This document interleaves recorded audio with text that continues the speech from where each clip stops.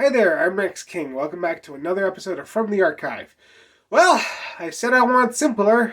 Today we're talking about Grudge Match. Grudge Match was directed by Peter Siegel and was written by Tim Keller and Ronnie Rothman. They also apparently brought Doug Ellen on during 2012 for some rewrites, but he was never really credited for his work. For training for the film, both Stallone and De Niro went under intensive boxing training. Stallone actually lost a considerable amount of weight for the movie. The film was primarily shot on location in New Orleans, with some establishing shots of Pittsburgh brought in later. So, the film was released on December 25th, 2013. And it did all right at the box office. It made $44 million on a budget of $40 million, technically making money.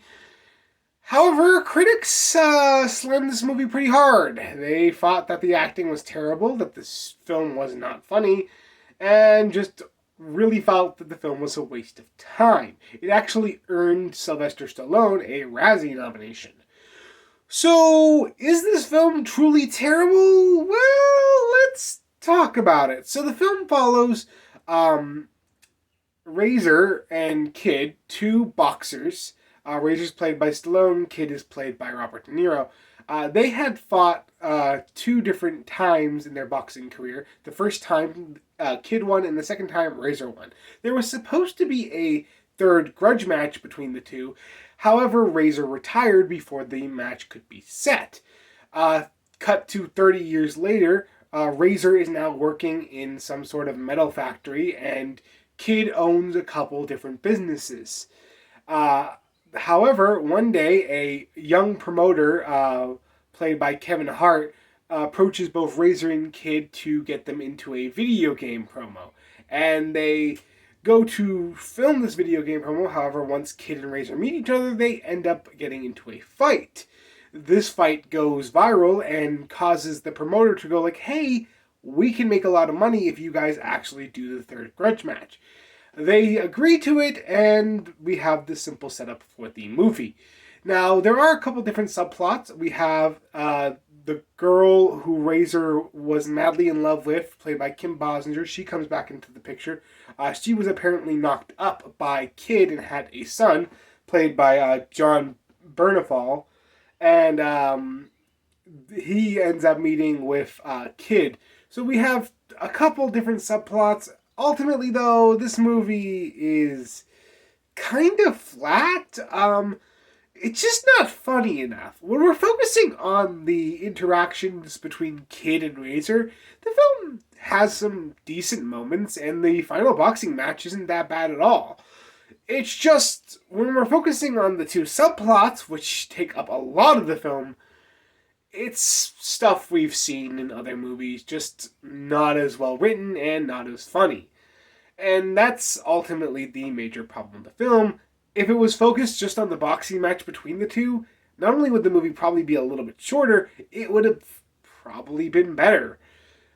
Also, the final fight, though it is the best part of the movie, isn't as long as it really should have been. Now, I get that these are two older fighters, so you don't want it to really, drag, but at the same time, the fight is really the best part of this movie and is what everyone came to see, and it just isn't long enough.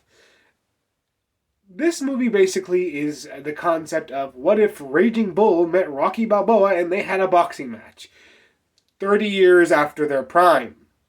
And though that concept sounds interesting, you need to work on constructing a interesting story and make it funny if you're making it a comedy, which you are. This isn't helped by the fact that the characters just are kind of bland. Razor is your typical nice guy, has some underlying difficulties. He really doesn't believe that he won that second fight because Kid was not in his ready for the fight, so he really doesn't feel like he won that fight at top condition, which is kind of one of the driving factors for him going into this third match. But other than that development, All the other characters are really not interesting. Kid is a jerk and an asshole who I'm supposed to feel is redeemed by the end, but I don't. His son is just his son. Really don't get much with him. And Razor's love interest is Razor's love interest. Like, we really don't get much with these characters, despite them being important parts of the film. We really could have just cut the subplot out and focus on just Razor and Kid, and I feel like that might have made given them more time to focus on developing the characters better. The performances, I don't know why Stallone was nominated for a Razzie for this, because he's fine. So is De Niro. I will say it's pretty clear that Stallone and De Niro are in different weight classes when you see them without their shirts on, but I feel like that could probably just be ignored. Everyone is doing a good job. It's just they're not given a lot to work with. The only two actors who really felt like they breathed life into this movie are Kevin Hart and Alan Arkin, who, when they have a couple dynamics on screen, really work, and they're easily the funniest people in the movie. It's just a shame they don't have much scenes together, and ultimately they couldn't save what is really a terrible script. Visually, the film is really okay. The fight is surprisingly well choreographed, and again, is the best part of the movie. The rest of the film is fine. The cinematography is nothing to write home about, but it's not terrible either. The music is pretty standard stuff for a boxing movie like this. There's nothing here you haven't heard before, and the soundtrack's not really worth seeking out.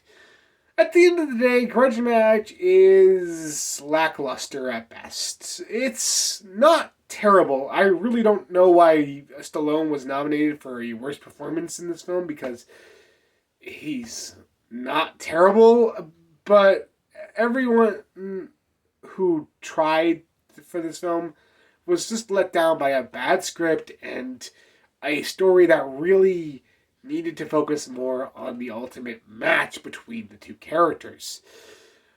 At the end of the day, Grudge Match should be ignored. Is this film a buy, stream, or avoid altogether? Well, as I just said, yeah, avoid it. There are a couple special features on this Blu-ray if you really want to seek it out. A lot of behind-the-scenes featurettes, some of Kevin Hart, some focusing on the training between De Niro and Stallone. And they're not bad special features, it's just that the movie itself is so lackluster that it's not really a worthy addition to your collection.